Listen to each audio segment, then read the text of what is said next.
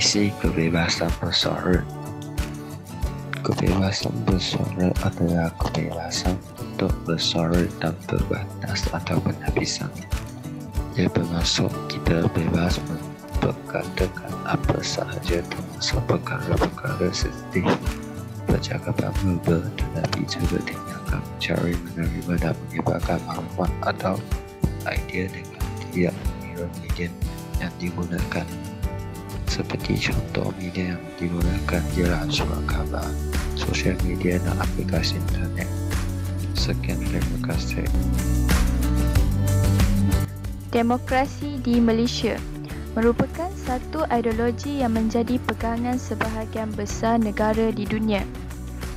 Ia juga merupakan satu sistem kerajaan di mana rakyat dibenarkan untuk menyertai proses menggubal undang-undang. Hal ini membawa maksud undang-undang digubal oleh rakyat atau wakil yang dipilih oleh rakyat. Ciri-ciri sistem demokrasi di Malaysia. Yang pertama, raja berperlembagaan. Malaysia mengamalkan sistem pemerintahan beraja di mana Yang di-Pertuan Agong bertindak berdasarkan Perlembagaan Malaysia. Yang kedua, Parlimen. Badan perundangan bagi kerajaan persekutuan yang membentuk undang-undang yang akan dikuatkuasakan di seluruh negara. Yang ketiga, sistem pemerintahan. Malaysia mengamalkan konsep pengasingan kuasa yang terbahagi kepada tiga, iaitu Badan Perundangan, Badan Pelaksana dan Badan Kehakiman. Yang keempat, kebebasan asasi. Kebebasan asasi terbahagi kepada dua, iaitu kebebasan bersyarat dan kebebasan mutlak atau kebebasan tidak bersyarat. Menjamin hak asasi manusia dalam kebebasan bersuara. Hak asasi ialah hak yang tidak boleh dipisahkan dan kebebasan yang layak bagi setiap insan sebagai seorang manusia. Hak kebebasan bersuara diiktiraf sebagai hak asasi manusia di dalam Perkara 19 Perisytiharan Hak Asasi Manusia Sejagat dan diiktiraf dalam Undang-Undang Hak Asasi Manusia Antarabangsa dalam Perjanjian Antarabangsa mengenai hak-hak sivil dan politikal (ICCPR). ICCPR mengiktiraf hak kebebasan bersuara sebagai hak mendapatkan pendapat tanpa gangguan.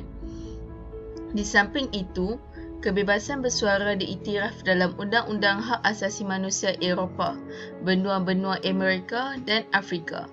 Hak bagi kebebasan bersuara digariskan dalam Perkara 10 Konvensyen Eropah mengenai Hak Asasi Manusia, Perkara 9 Piagam Afrika mengenai Hak Asasi Manusia dan Rakyat, dan Perkara 13 Konvensyen Amerika mengenai Hak Asasi Manusia Kebebasan Bersuara.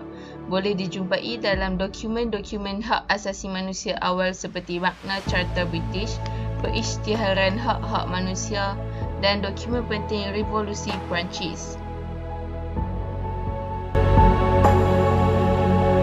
Akta Kebebasan Bersuara. Perkara 10-1-A memperuntukkan setiap warga negara mempunyai kebebasan bercakap dan bersuara asalkan tidak menyentuh isu-isu sensitif. Perkara 63 Perlembagaan Persekutuan memperuntukkan keistimewaan Parlimen yang menjamin hak ahli Parlimen ketika berada dalam sidang Parlimen, tetapi mereka juga tidak boleh menyentuh isu-isu sensitif seperti kedudukan Raja-Raja Melayu, bahasa Melayu dan keistimewaan orang Melayu. Kebebasan bersuara dalam kebebasan berpolitik. Ahli politik tidak boleh mempersoalkan mengenai isu-isu sensitif, hanya cara pelaksanaannya boleh dibincangkan. Kelebihan kebebasan bersuara membolehkan penyata kebenaran pandangan dibenarkan untuk bersaing di khalayak untuk membolehkan kebenaran ditentukan. Kedua, memberikan kepuasan kepada individu.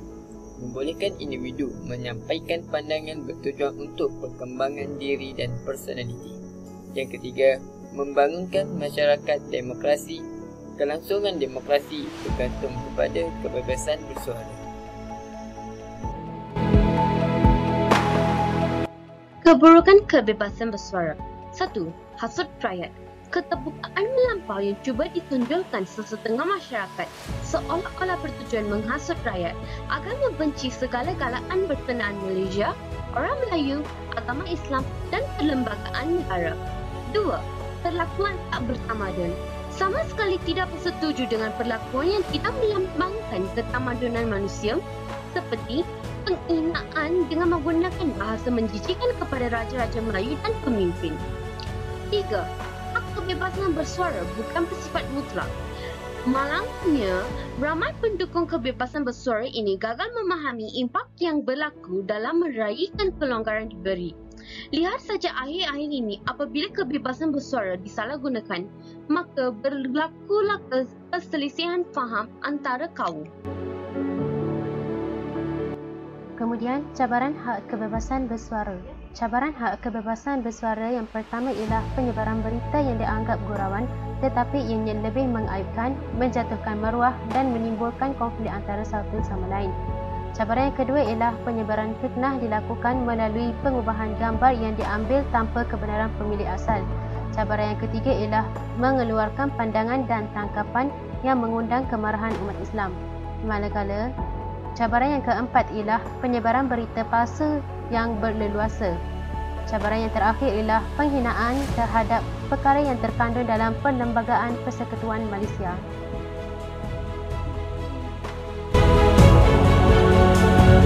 Kesan daripada hak kebebasan bersuara ialah keretakan kaum. Kebebasan bersuara yang tidak resina dan bersifat melulu boleh menyebabkan pergaduhan antara kaum. Seterusnya, mengganggu keamanan. Kebebasan bersuara seperti demonstrasi jalanan mengganggu aktiviti seharian. Apabila ini berlaku, rakyat yang akan sengsara. Yang ketiga, gangguan pertumbuhan ekonomi. Kesan terlalu bebas dalam bersuara mengganggu pertumbuhan ekonomi. Contohnya mengurangkan kadar pelancongan ke dalam negara. Kesimpulannya, hak bersuara bukan hak untuk menyatakan pendapat ataupun pandangan tanpa batas dan penapisan. Semua masyarakat tanpa mengira kaum ataupun pangkat memang berhak untuk bersuara, tetapi tidak secara mutlak oleh disebabkan beberapa sekatan yang menjadi kawalan jika ada haknya yang terkandung di dalam Perlembagaan Persekutuan. Hak bersuara juga merupakan hak asas kepada perpaduan kaum di Malaysia. Sekian daripada kumpulan kami. Sekian, terima kasih.